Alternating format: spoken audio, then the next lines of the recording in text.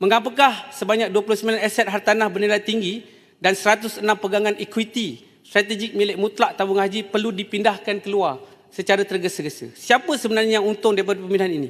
Pendeposit kampung atau pasaran korporat? Sukuk Seri 1 berjumlah 10 bilion, nilai nominal 13.2 bilion untuk tempoh 7 tahun dengan yield to maturity 4.05% setahun. Sukuk Seri 2 berjumlah 96 bilion, nilai nominal 14.3 bilion untuk tempoh 10 tahun dengan yield to maturity 4.10% setahun.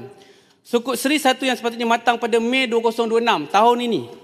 Negara nak tanya kepada kerajaan, sukuk 1 ini dah matang, kerajaan dah habis bayar ke belum kepada tabung haji?